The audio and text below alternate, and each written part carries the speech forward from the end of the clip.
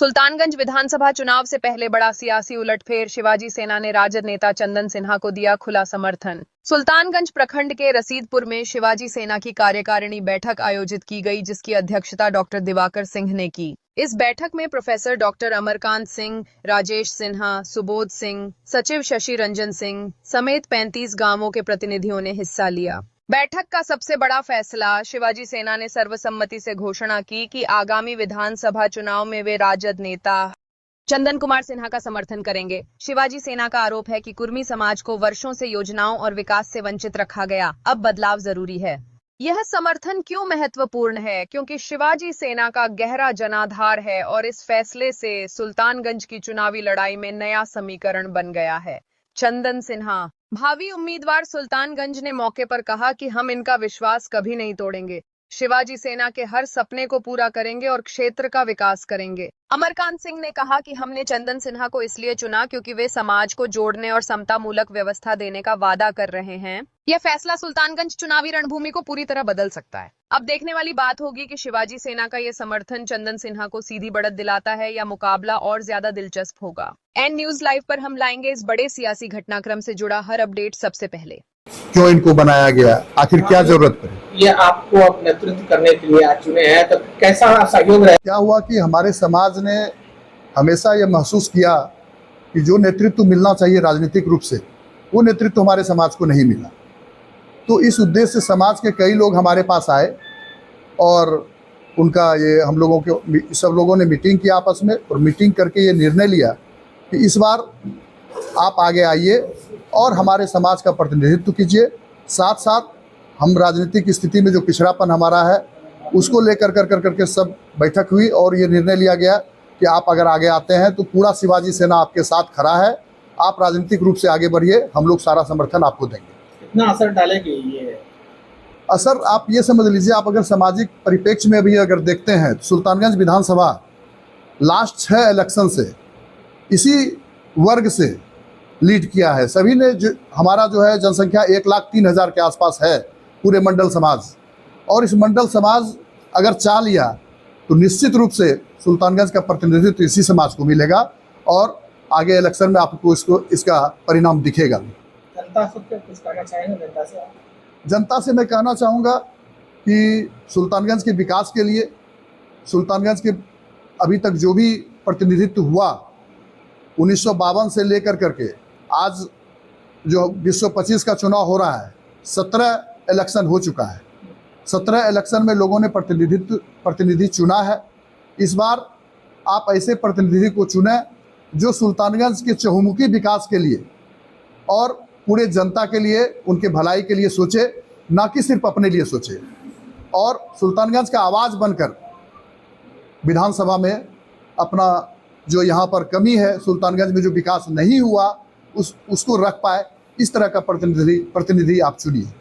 अगर देखेंगे तो हमने स्टार्ट में ही जब हम लोग सब बैठक किए आपस में, ये उद्देश्य हुआ कि हमारा राजनीतिक उद्देश्य अलग है और सुल्तानगंज के विकास के लिए क्या क्या होना चाहिए। तो हम लोगों ने पहला उद्देश्य यही हमारा है, और शिवाजी सेना के लोग भी हमारे साथ जब आए थे, हम लोग जब आपस में मीटिंग किए थे, तो श्रावणी मेला विश्व प्रसिद्ध मेला है, लेकिन आज तक इसको राजकीय मेला का दर्जा नहीं मिला। राजकीय मेला का दर्जा मिलने के लिए आपको विधानसभा से पारित कर केंद्र सरकार को भेजना पड़ता है, और केंद्र सरकार इसको राजकीय मेला का दर्जा देता है। क्यों नहीं मिला? आप सोचिए, प्रतिनिधि जो भी आज तक सुल्तानगंज का प्रतिनिधि किए हैं, जो भी हम लोगों का जनप्रतिनिधि बने, और इसकी उदासीनता है। इन्होंने सवाल को नहीं रखा और प्रपोजल नहीं भेजा गया, और अगर प्रपोजल भेजा गया होता तो आप सोचिए कि 25 साल से सरकार है और सरकार का प्रतिनिधि सुल्तानगंज के जो हमारे विधायक हैं तो सरकार में ऑलरेडी हैं, उन्हीं की सरकार है, किसका जरूरत था? जनता का भी यही मांग है कि राजकीय दर्जा मिले, लेकिन क्या जनता की आवाज? बिल्कुल, जनता की आवाज एकदम मैं बनूंगा, और मेरा अपने नेता से भी मैं ये बात किया हूँ कि सुल्तानगंज को राजकीय मेला का दर्जा मिले, और जितनी भी सुविधाएं हैं वो सुविधा सुल्तानगंज को मिलना चाहिए। ये हमारे जो राष्ट्रीय मेला है, राष्ट्रीय मेला का भी दर्जा इनको मिले, राजकीय मेला का भी दर्जा मिले। का बहुत सारा चीज है। सबसे बड़ा चीज हम आपको बताना चाहता हूँ कि सुल्तानगंज हमारे प्रमंडल भागलपुर प्रमंडल का सबसे पुराना प्रखंड है और पुराना प्रखंड रहते हुए आज तक अनुमंडल का दर्जा सुल्तानगंज को नहीं मिला। यह सबसे बड़ी मुद्दा है और जो भी अनुमंडल का सुविधा मिलता है वो भागलपुर में चला जाता है। हमारे बगल में तारापुर है, तारापुर विधानसभा में देखिए 2 अनुमंडल है, तो सुल्तानगंज में हमारा अनुमंडल नहीं बन पाया आज तक, जब सबसे पुराना प्रखंड है। तो यहाँ का जनप्रतिनिधि का उदासीनता है, जो कि अभी तक 20 साल सत्ता में रहते हुए भी एक छोटा सा काम सुल्तानगंज को अनुमंडल नहीं बना पाया। कांग्रेस यहाँ पर सरकार बनाई थी, जो हम ये नहीं कह रहे कि काम नहीं हुआ, सबने अपने अपने जब सरकार बनी थी, जिसकी भी सरकार रही, अपने अपने हिसाब से सभी लोगों ने काम किया। हमारे जो सुल्तानगंज के जनप्रतिनिधि हैं, ये चीजों को कितना दूर तक रखा, सरकार के सामने रख पाया कि नहीं रख पाया, ये सबसे बड़ी बात है।